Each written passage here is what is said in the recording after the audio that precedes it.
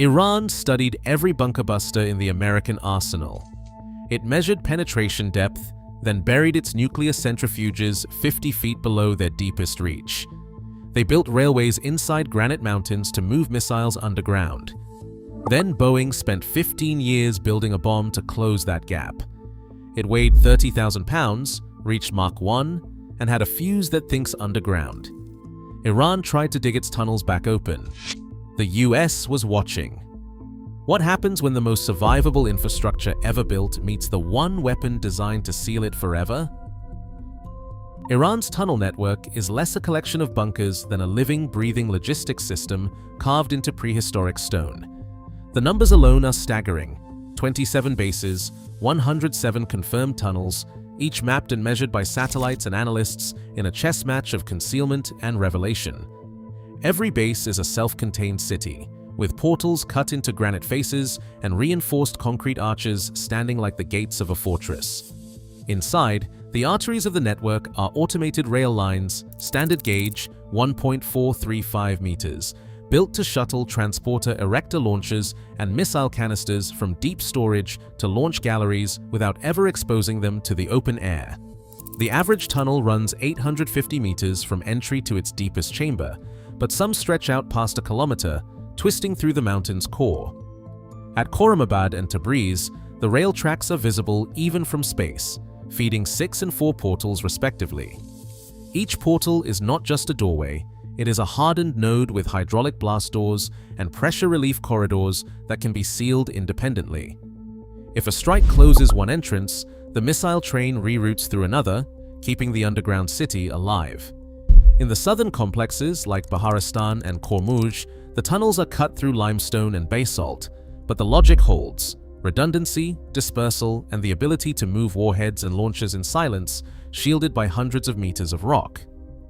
The logistics are not limited to movement. Those rails carry more than missiles, they deliver power, cool air, and even the crews themselves, all hidden from satellites and drones. Rapid launch galleries allow a missile to be rolled from its cradle to the surface in under 2 minutes, then fired before any overhead sensor can catch the act. In the most advanced bases, like Talagan 2, the rail trunk plunges straight into the granite, feeding a multi-layered warren of storage bays, assembly halls, and launch points. The tunnel cross-sections are engineered for this purpose: 4 meters wide for storage shafts, 6 meters for launch galleries, each dimensioned for the largest ballistic missiles in Iran's inventory. This is not a static defense. It is a logistics organism designed to survive the first strike, adapt, and keep fighting. The sheer scale and internal mobility complicate any plan to neutralize the network. Destroying a single entrance or chamber changes little if the rest of the system can reroute. The real challenge for any attacker is not just breaking through the rock, but suffocating the network, collapsing, sealing, and isolating every artery until the entire underground city is entombed. Only then does the logic of de-eep and redundancy begin to break down. Physics, not just firepower, would decide which side's engineering would prevail.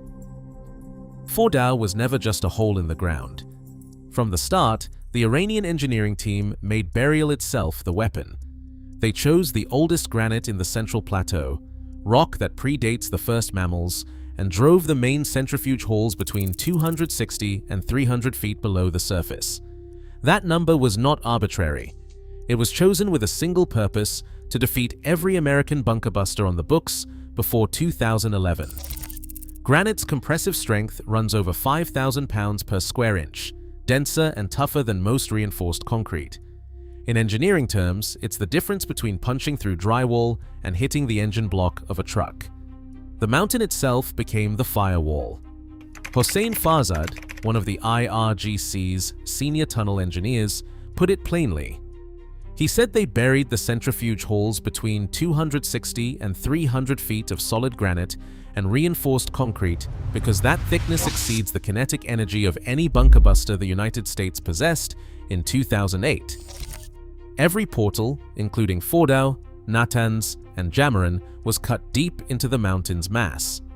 3 parallel entry shafts, each with hydraulic blast doors and pressure relief corridors, created redundancy that let the missile trains reroute underground if one entrance was compromised.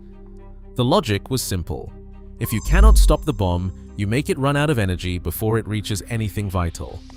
Inside, the tunnels twist and branch, but the real shield is the mountain itself.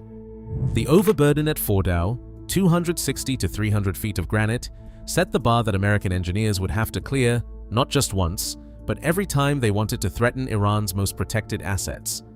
By 2024, the gap was clear.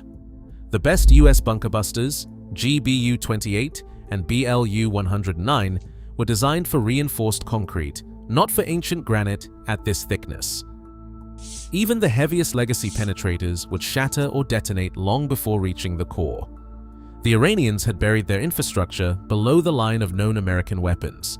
It was a bet on geology, redundancy, and the limitations of physics. But every defense sets its own challenge. The mountain's depth forced the United States to rethink what was possible, to move the line deeper. The next phase would not be about incremental improvements, but about building a weapon for one specific problem: defeating Fordow depth burial.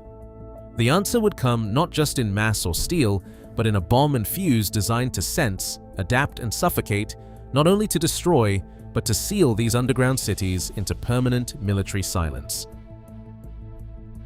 30,000 pounds. That's the number that stands at the heart of the US response. A bomb so heavy, it nearly maxes out the B-2 Spirit's internal bay. The GBU-57 massive ordnance penetrator stretches 20.5 feet from nose to tail, with a steel case thick enough to survive a supersonic dive through granite older than the dinosaurs. Its warhead, loaded with over 5,300 pounds of high-energy AFX-757 and PBXN-114, is not built for surface craters. It is designed to punch through nearly 200 feet of solid rock before it even thinks about detonating. Independent test drops at Eglin Air Force Base confirmed what the blueprints promised. The massive ordnance penetrator's tungsten carbide-lined steel body withstood impact pressures up to 5,000 pounds per square inch, matching the compressive strength of the granite shielding Fordow. In field tests, the bomb drove through 200 feet of rock, or 60 feet of reinforced concrete, before the smart fuse triggered the main charge. That is not a theoretical limit. That is a number proven by instrumented ground penetration trials, with post-blast tunnels collapsed and voids sealed tight. Only the B-2 Spirit can carry this weapon. No other aircraft has the bay size or the structural tolerance. 20 B-2 aircraft in the US inventory, each able to carry 2 massive ordnance penetrators per sortie, define the ceiling of operational firepower.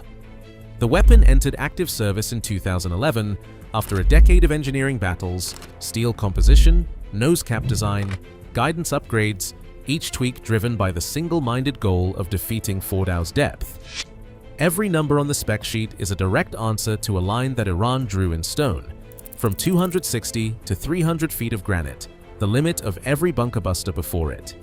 The result is more than just a heavy bomb.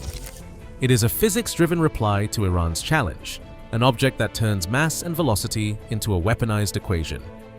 When you compare the energy at impact, you are not talking about a conventional strike. You are talking about the difference between a sledgehammer and a freight train. And as the next act will show, the real breakthrough was not just brute force, but the ability to sense, adapt, and seal off the arteries of an underground city, one entrance, one chamber, one tunnel at a time. A decade ago, the GBU-57's first full-scale prototypes failed at the very challenge Iran had engineered for. The bomb's steel case shattered on impact, spraying fragments backward before it ever reached the granite core. That flaw, spallation, was no small oversight. At velocities above 1,800 feet per second, even the hardest Eglin steel crumpled against the ancient rock, shielding Fordow. The energy at stake is almost unfathomable. When the massive ordnance penetrator hits, the force delivered into the target is on par with a fully loaded 747, weighing 285 tons, slamming onto its landing gear in a single instant, but compressed into a nose just inches wide. The fix came not from brute force, but from material science. Boeing and Air Force Research Lab teams ran high-G sled tests, firing prototype casings into granite blocks and capturing the precise moment the steel failed. The breakthrough was a dual-layered liner, tungsten carbide fused over high-strength steel. Tungsten carbide does not just resist deformation, it absorbs the shock, spreads the force, and prevents the case from peeling apart. The sacrificial ceramic nose cap, added after, vaporizes on impact, protecting the liner for those first critical milliseconds. Once these changes were made, the GBU-57 survived impacts that would have vaporized earlier designs. A Boeing engineer, recalling the test that finally broke through, said, "It was like watching the laws of energy get rewritten. The casing held, the liner stayed intact, and the bomb kept driving. For the first time, we knew we could reach the target depth." Validated at Eglin and Holloman, the weapon's new shell withstood the same 5,000 pounds per square inch compressive force that Iran's engineers had counted on as their firewall. In the end, the breakthrough was not just more steel or more explosive, it was the right material, shaped by the right data, applied at the right speed. The result was a penetrator that channels the energy of a jetliner's landing into a single, unstoppable punch, surviving the journey through stone that was supposed to be impassable. With the hardware problem solved, the next leap would come from the bomb's brain, the smart fuse that could sense, adapt, and decide exactly when to unleash that energy where it mattered most. The true breakthrough in this duel was not just the steel or the mass, it was the bomb's brain. The large penetrator. Smart Fuse, LPSF, is the invisible hand that decides when 30,000 pounds of physics become more than just a hole in the ground. Fixed depth fuses, the old standard, were outmatched by Iran's countermeasures, extra meters of concrete poured over the target, voids shifted deeper, geology turned into a moving target. The LPSF broke that cycle by making the bomb think as it tunneled. 3 sensors ride in the nose, a high-G accelerometer, a microseismic vibration detector, and a pressure transducer. Each one samples the material ahead, microsecond by microsecond, distinguishing sand from granite, concrete from the sudden emptiness of a launch chamber.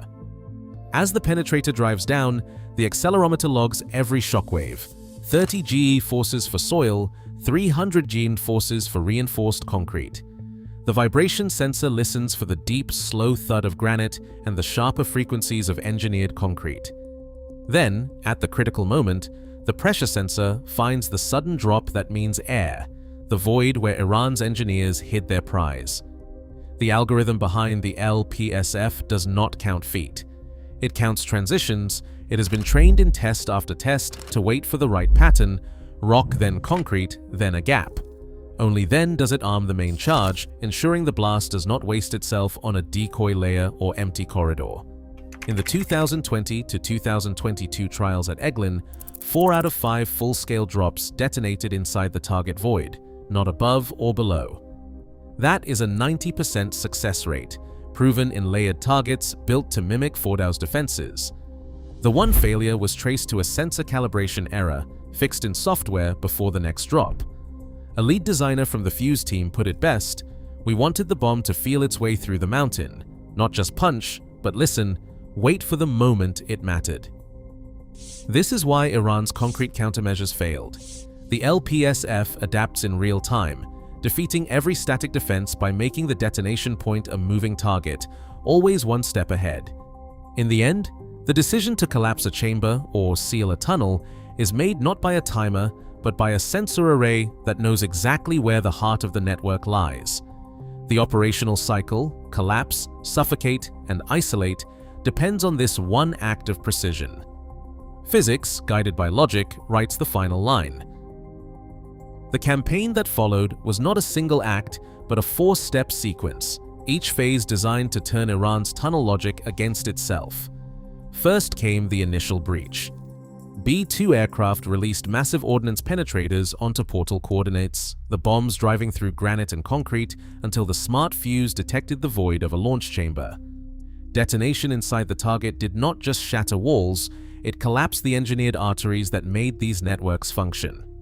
For a moment, the mountain sealed itself, airless and dark. But the process did not end with the blast. Within hours, Iranian crews arrived in armored bulldozers, blades scraping at the rubble, trying to clear a path back into the buried city. The US watched, waited, and then struck again. Not with bombs this time, but with precision-guided munitions aimed at the recovery teams and their machines. The logic was ruthless. Every attempt to reopen a portal became its own target.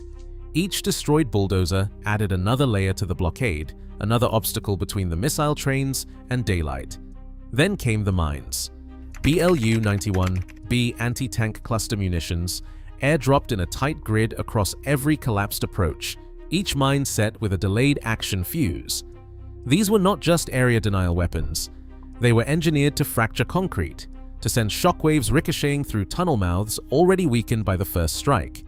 The minefields turned every recovery operation into a gamble with physics and time. CENTCOM's strike data tells the outcome with a kind of finality that only numbers can provide. Of the 107 tunnel entrances catalogued, 64 were fully collapsed, 9 more partially sealed. That is 3/4 of Iran's portals rendered impassable, not just by explosive force, but by a cycle of collapse, interdiction, and saturation that left the underground cities entombed. One B-2 weapons officer, after the final sortie, summed it up in a single line. "We did not just bomb the tunnels, we buried them alive." 1/3 destroyed.